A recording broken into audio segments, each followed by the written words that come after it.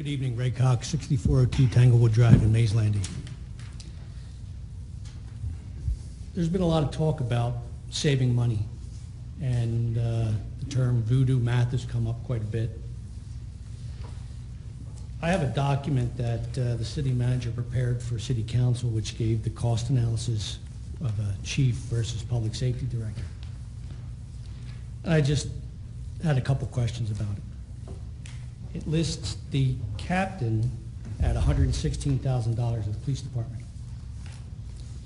But then there's a double asterisk at the bottom that says the captain's current wages are $138,025, not including some additional wages paid. This amount is used for the chief's salary. That is my salary today, $138,25. So the $26,430 that she shows is going to cost to make a chief doesn't exist. It would actually be zero. Then we go down the column for the new hires. And you have a police officer at $42,000, new first year salary, $20,000 in health care and pension and benefits, comes to a total of $72,000 and $72,052. We're not hiring any new police officers. There's no discussion to hire new police officers, and I can tell you right now, we are not hiring new police officers. Same thing on the fire department. Now, I don't know their exact salaries, but there's no talk of hiring new firemen. Now, it says here that a new fireman would cost $74,774.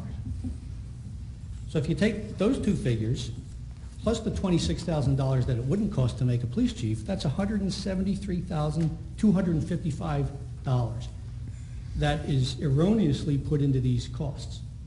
So there's your voodoo math.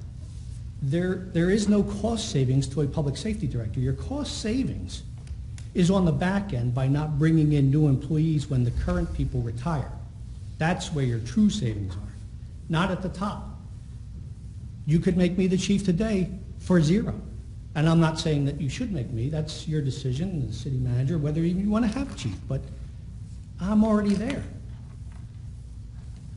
So,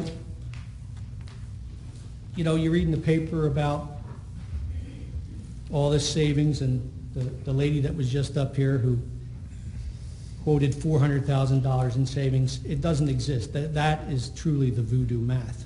It's not there. So it brings to question, why are we doing this?